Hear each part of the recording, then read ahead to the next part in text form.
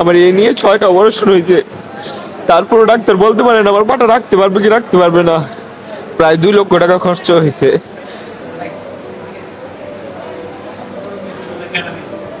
মসজিদ থেকে নামাজ পড়ে বের হইলাম, বের হওয়ার পরে গুলি লাগলো পায়ে। আমরা কাউকে দেখি নাই, আমরা প্রথম বুঝতেই পারি না এটা যে গুলি রাখছে। মুসল্লিরা আমাকে ধরে আল্লাহ আল্লাহ আল্লাহ আল্লাহ ডাকতেছে।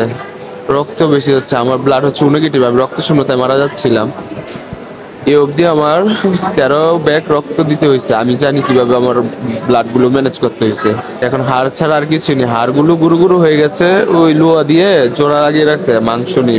আমার বাবা বর্গা চাষি, অনেক আশা নিয়ে লেখাপড়া করা যেতেছে আমাকে। আমি টিউশনি করে নিজের খরচটা মোটামুটি চালানোর চেষ্টা করি।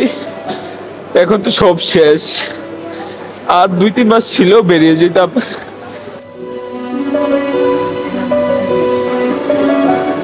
সারাদিন আন্দোলন ছিল, গ্যাঞ্জাম ছিল, কিন্তু রাতে ওরকম কিছু ছিল না। রাতে মানুষ জনতা সবাই রাস্তায় হাঁটাহাঁটি করতেছিল। হঠাৎ করে কোথা থেকে গুলি এসে যে পায়ে লাগলো আমি নিজেও বুঝতে পারলাম না। গুলিটা মনে হয় খুবই ভারী ছিল। গুলিটা লাগার সাথে সাথে পাটা মানে আমার ছিদ্র হয়ে মানে পাটা মানে ব্লাস্ট হয়ে গেল আমার। এত রক্তক্ষরণ হলো, আমার প্যান্ট পরা ছিলাম তো প্যান্টটাও ফুলে এরকমই হয়ে গেল।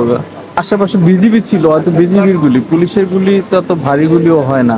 তো এইখানে আসার পর দেখলাম সবার পায়ে গুলি। আমি না হলো আমার চোখে 1-150 রুগী দেখলাম, সবার পায়ে গুলি। ছেলে যদি করতো আমরা খাইতাম, আর ছেলে পঙ্গ হয়ে পড়ে রয়েছে, আমি কি করবো? এখন কি করবে, ভবিষ্যতে চিন্তা করলে তো আর মানে বেঁচে থাকতে ইচ্ছা করে না।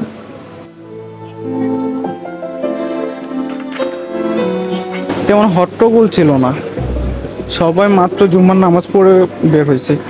বাম হাতে জায়নামাজ ছিল, ডান হাতে ফোন ছিল। তো মেরুরবাড্ডার যে মেন রাস্তাটা, ওই রাস্তাটার পাশ ধরে হাইটে আসতেছিলাম ডান পাশ দিয়া।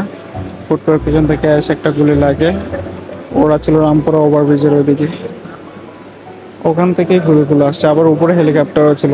এখন আমি ইনশিওর করে বলতে পারতেছি না এটা কি উপর থেকে আসছে না নিচ থেকে পড়ছে। 10 থেকে 15 দিন হবে আমি ফর্ম ফিল আপ করে আসছি।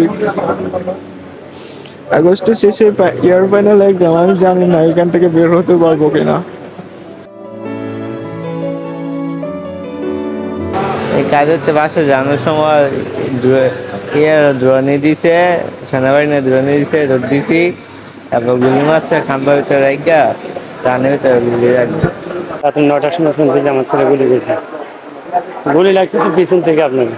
তো পরে এখানে নিয়ে আসছি, এখানে আসার পরে বললো যে যদি ওকে বাঁচাতে হয় তাহলে পা কাটতে হবে। এরপরে আর কী করবো, পা কাটার সিদ্ধান্ত নিলাম। তাহলে আজকে আমার জীবনটা কী হলো, আমি একমাত্র আল্লাহর কাছে বিচার দিই, আর কারো কাছে না।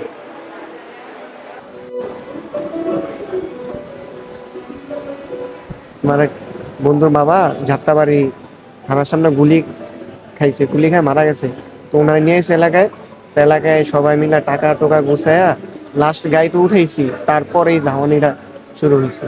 তখনকার পুলিশে পাল্টা ধাওয়াতে পায়ে গুলি লাগে। ছড়া গুলি হলে তো বস শরীরে আর ক্ষতটা কম হতো, হাড্ডি ভাঙতো না। ডাইরেক্ট গুলি করা হয়েছে, ডাইরেক্ট গুলির কারণে আজকে আমার পাও অচল হয়ে গেছে।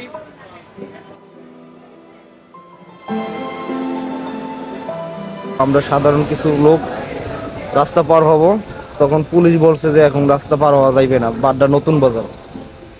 তারপর কিছুক্ষণ পর পুলিশই আবার রাস্তা পার হওয়ার সুযোগ দিছে যে এখন রাস্তা পার হইতে পারেন। যখনই আমরা রাস্তা পার হওয়া ধরছি প্রায় 10-15 জন লোক, তখন 3 সেকেন্ডের ভিতরেই গুলি করছে, এলোপাতারি গুলি। আমার সাথে আরো 2 জন মারা গেছে জায়গায়, আর আমার হাতে লাগছে। আর পুলিশ এতটাই হিংস্রভাবে গুলি করছে, রাস্তার টোকাই, পাগল, রাস্তার কুকুর, কোনো কিছু বাদ যায় না।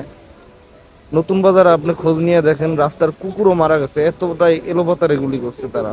আমরা তো কোনো দল করি না, আমরা হলো সাধারণ মানুষ। আমার একটা 7 বছরের ছেলে আছে, মাদ্রাসায় পড়াশোনা করে, আমার একটা পরিবার আছে। এখন যে আমি 7টা মাস বসে থাকবো, ডাক্তার বলছে এই 7টা মাস আমার ফ্যামিলি কিভাবে চলবে। সরাগুলি মারছে, তাও জনগণ কিছু চাইপা চাইপা বাইর করে ফেলাইছে, ওই জায়গার সাধারণ মানুষই। আর এই যে বুলেটটা লাগছে এইটাই আমার লাইফটা নষ্ট করে দিছে। আমাদের এখানে 272 জন রোগী আসছিল। 272 জনের ভিতরে 245 জন ছিল বিভিন্ন ধরনের গান শট ইঞ্জুরি, আর 27 জন ছিল তারা আদার্স ইঞ্জুরি, ব্ল্যান্ড ট্রমা বা শার্প কাটিং মনি। মোস্ট অফ দি কেসেস আমরা বুলেট তো দেখতে পাই না, বুলেট তো লেগেছে বের হয়ে চলে গেছে, ফ্র্যাকচার করে টিস্যু ইঞ্জুরি করে বের হয়ে চলে গেছে।